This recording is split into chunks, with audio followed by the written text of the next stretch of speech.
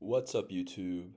My name is Tyler Adolfo. I'm 27 years old, soon to be 28. I have a diagnosis of bipolar type 1 with psychotic features. And before I begin, I just want to say I hope you are all having a marvelous day. I hope that you've been enjoying the holiday season. I'm thankful for each and every one of you who subscribe to this channel and give me the opportunity to vent and share my insights about my mental health lived experiences. With that being said, let's dive right in. In this video, I want to talk about the myriad of consequences I've been confronted with as a result of neglecting my mental health. More specifically, I'm going to draw your attention to my 6-month long manic episode, bipolar manic episode, and I'm going to talk about the consequences of that manic episode. But then I'm also going to talk about the consequences that I dealt with during my depressive episode that followed, because that depressive episode went on for years. Bipolar disorder is not an easy condition to deal with. I learned that the hard way. This is not something I knew that I had. At the time of my manic episode, I was undiagnosed, I was unmedicated, I was not in any form of treatment or cognitive behavioral therapy for this severe brain disorder. And for those who might not know what bipolar disorder is, I'll give a quick definition. The way I like to think of it is there's these extreme mood swings. People often have this stereotype that it's like these shifts in mood from sad to angry to happy in a short span of time. But really, bipolar disorder is about mood episodes that are much larger. And you could go into a manic phase where you have severely expanded amounts of energy. You might be not sleeping at all, severely neglecting your sleep, experience flight of ideas, talking very speedily, and in some severe cases, you can experience psychosis, which is where you lose touch with reality. I experienced that. I had delusions. I experienced hallucinations to an extent. That's the manic phase of bipolar disorder. The other phase is the depressive side, where you experience anhedonia. That is the inability to experience pleasure. You have a loss of interest in things that you previously derived enjoyment from. Beyond that, you might also suffer from fatigue as a symptom. And interestingly, inconsistent sleep could also be a symptom of depression. So, on either extreme of bipolar disorder, you're dealing with incredibly detrimental symptoms. And so, the goal with treatment, of course, is to kind of get in the middle and be stable so that you can have that sense of normalcy that most people without the condition experience. With that, let's go into the 6-month manic episode. At the time, I was working an internship at a chamber of commerce. Going into the school year, I was taking a reasonable amount of credits as a course load. I'm a communication major. I was at the University of Massachusetts Amherst. I was living in a college fraternity house for the first time in my life. That would only last for one semester, of course. Relationship wise, I had many relationships, and they were strong relationships. I consider the friendships I formed in college some of the best that I've ever had. I still keep in touch with some people from those days, but not a whole lot. I ended up losing all of this. I ended up even losing my freedom, and I'll get to that at one point. But one of the first things that happened with the increase in mania when I went into mania is I experienced like an illusion of productivity. I would make these checklists of 30 to 50 things that I would set out to accomplish over the course of a day, and I put myself in too burdensome of a position. I put too much weight on my shoulders. The expectations I set for myself were much too high, and this resulted in a tremendous loss of sleep. And with that loss of sleep, the delusions started to creep in. I became obsessed with this idea that I'm more intelligent than everybody, and I experienced these feelings of grandiosity that I'm genuinely better than everyone. And of course, this wasn't true, and I don't actually adhere to these beliefs while I'm in a stable state, but they are beliefs that I adhere to while I was in a manic state. The delusions intensified over the course of the semester. Before you know it, I was posting online about the Illuminati and about government agents being after me. I made a post, many posts, attacking my fraternity brothers, attacking my friends at the University of Massachusetts. And it's really unfortunate because I worked so hard over many years to build these relationships. I worked so hard to get into that internship at a Chamber of Commerce. I worked so hard to get into the University of Massachusetts Amherst. It was my number one goal university to get into. And at the time I went there, it was like the 24th ranked public university in the nation. So I was very proud and ecstatic to be attending an institution of such eminence. Of course, none of these things I had lasted very long because of that mania. Mania caused me to act out of character in a number of ways. And I just explained some of them. I was attacking people on social media. In person, I would argue, an incredibly toxic and even antagonistic at times with certain individuals. That's the type of person that I was. I would talk very speedily. I refer to myself now during that time period as a delusional auctioneer, right? Picture how fast auctioneers speak. Like, it's just like, da da da da da da. Like, I'm not even going to attempt to try to do my impression of an auctioneer, but that's what I sounded like. And nobody could get a word in with me. And at times I sounded so lucid that some people even believed, not believed the delusions that I was experiencing, but like in a way they wanted to believe me because I was still incredibly sharp and eloquent in the language that I used. But my thoughts were incoherent. I was disseminating nonsensical thoughts in person and online, both offline and offline. One of the consequences I had was I got expelled from my college fraternity.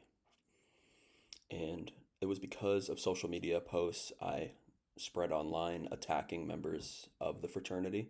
Supreme Executive Committee saw those posts in large part because I tagged members of Supreme Executive Committee, and I got expelled for conduct unbecoming of a gentleman, which is totally fair. I needed to be held accountable for the things that I said. I do believe that. And I have an update on that I'll give at the end of the video, but that was just one of the consequences. Another one of the consequences I paid for neglecting my mental health, specifically during this manic episode, is that I lost my job. I was sleeping incredibly inconsistently. There was one period where I was awake for as many as 5 days. And I'm sure a lot of you can relate, not to being awake for 5 days, but for having a bad night of sleep and how tremendously awful it makes you feel even when you go one night without sleep. Picture 5 times that. And you start to lose control of your central command center. It's certainly what happened with myself. And under those circumstances, I ended up losing my job at the Chamber of Commerce just from not having the attendance that I needed to have. I wasn't reliable. My attendance wasn't adequate. It wasn't sufficient for someone of that position. And so I lost that position. Beyond getting kicked out of the fraternity and losing my job, I also got kicked out of my university. I got expelled by UMass Amherst. The reason for that, I'll draw your attention to the beginning here because it's always better to start at the beginning rather than the middle. I got into a fight off campus with a former best friend of mine while I was in a manic state. And it's because at the time I was suffering from delusions that this person was going to assassinate me. And I genuinely adhered to these delusions. I had no motive to get into a fight with my former best friend, really. So the major mitigating factor here was the fact that I was suffering from a mental defect. Nonetheless, as a result of this fight, I spent 5 days in jail. The police wouldn't even take a statement from me because of how nonsensical the statements were that I was making.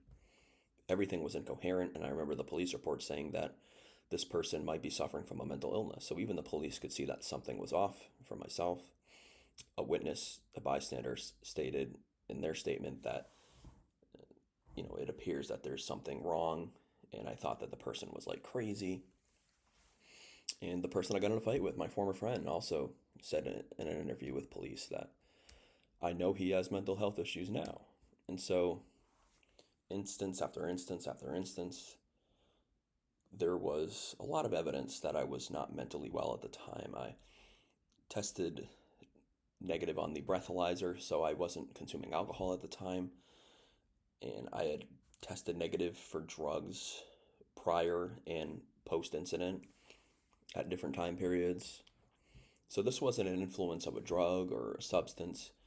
This was just pure mania with psychosis. What triggered it? I can't be for certain, but there was an immediate consequence. The University of Massachusetts found out. I'm still not entirely sure how they did, but I believe that it was a police officer with the department who sent over the police report to the university, and I believe that's how they found out. So the university started off with kind of suspending me from being on campus at all, and they sent me a number of emails to appear before a committee to give my side of what transpired. And I missed a lot of those correspondence because I was super manic at the time, and I wasn't in a position to appreciate the gravity of the situation. I did eventually end up appearing before an appeal board. At this point, I had already been expelled, and I appealed to this committee my case, and I was tremendously manic at the time, and nothing I said made sense. And you would think that adults in this position would have the insight to recognize that something was wrong with myself and that I was in need of greater help. But that didn't happen. What happened was I was held to account for the fact that I got into a fight, which I understand. It violated the university code of conduct, and it was a punishment that was deserved. I don't believe that I'm culpable and deserving of blame because it was a mental health issue that was beyond my control, that was not induced by alcohol or drugs. However, I do believe in being held to account for the actions that I exhibited during that time period. And I have great shame and regret about everything that happened during that manic episode. So, as you can tell, I paid a lot of consequences. I got kicked out of my fraternity, I lost my job, I got expelled from my university. In many ways, I just became an outcast, both in terms of my obligations, but also in terms of my relationships. People started to distance themselves from me. They wanted nothing to do with me. They knew that what I said was not grounded in reality. And as much as I feel like they wanted to believe and understand me, it just wasn't possible. You can't expect a bunch of 20-year-old somethings to resonate with someone spreading all these delusions or being accusatory and attacking their own character. It's just totally unrealistic. And so I don't pass judgment, I don't pass blame on the individuals who were in that position, my former friends, even, because I can understand their position, I can understand their perspective. And since this has all transpired, I have had some correspondence with or members of my fraternity, and I was able to hear their position and hear things from their standpoint of what it looked like watching someone in the brotherhood go into that manic state. Since the manic episode, I made improvements, but that didn't happen overnight. I was not an overnight fix. I went into a depressive episode, and over the course of a depressive episode, I did trial and error on a plethora of medications. As a result of these medications, combined with the depressive feelings I felt in the aftermath of mania, the shame, guilt, and fear I felt in the aftermath of mania, the self doubt started to build up. As a result of all these accumulative feelings, I put on a lot of weight. I went from 180 pounds to a peak of 354 between like March of 2022 and approximately December of 2023. I went from 180 to 354. As it stands today, I'm at 327, maybe a little lower now because I've been exercising daily and trying to get some of the weight off, which I know I will. But that depressive episode was incredibly hard. I isolated socially. I experienced a great deal of alienation from my friends and family. I would go months and months without leaving my house at all, with the exception of for medical appointments to see a psychiatrist or to see a therapist. And in the past few years, I've actually had 3 different psychiatrists, and I'm now on my 3rd therapist as well. So there's been a lot of fluctuation, but I feel like each of these professionals in the field have helped me in some way. They were, I feel like, the right person for the right time. And believe it or not, I'm doing quite well for myself now. During the depressive episode, I thought that my life was over because of the consequences caused by mania. I was suicidal at times, and I'm not any longer. I'm proud of how far I've come.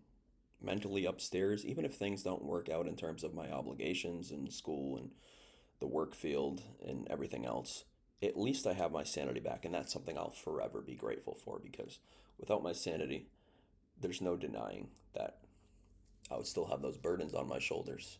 Without my sanity, I would be creating even more consequences for myself. At least now, being stable, I'm in a position where I can recapture my life.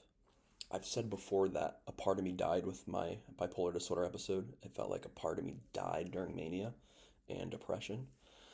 But a new, stronger, more resilient Tyler Adolfo has emerged. And again, I'm grateful for that. I'm proud for that. So, what does my life look like today? Today, I'm on a medication cocktail that works wonders. It is a strong medication regimen.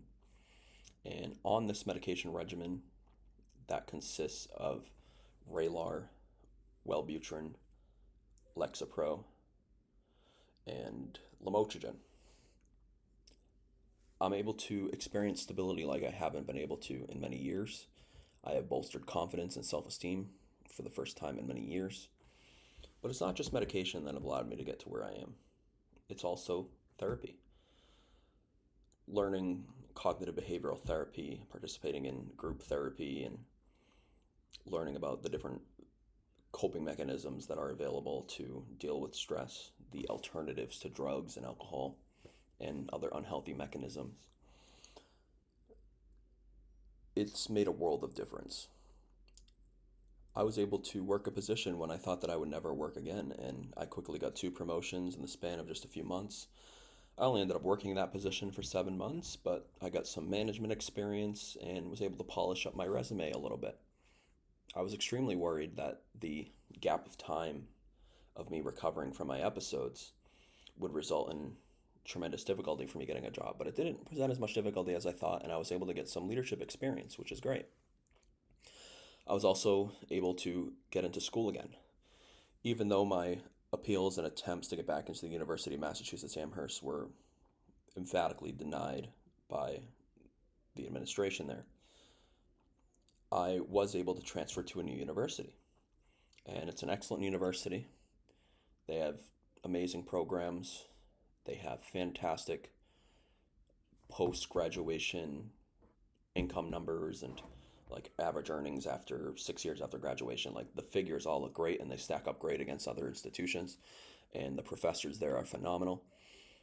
I actually just went back for my first semester this fall, this past fall. And I'm taking spring semester off.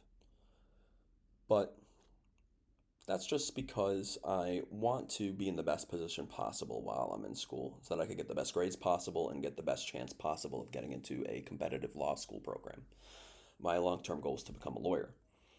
Leaning between, kind of fighting between, do I want to practice Social Security disability law or do I want to be a criminal defense attorney, specifically practicing public defense, being a public defender? I haven't quite decided yet. Some days I lean towards one, some days I lean towards the other. But I just want to emphasize, do not neglect your mental health. Sometimes it's not our fault. In my case, I do feel that way a lot. However, there are many instances in our life where we are in control. There's a saying I saw once that really resonated with me, and that's life is 10% what happens to us, and it's 90% how we react to it.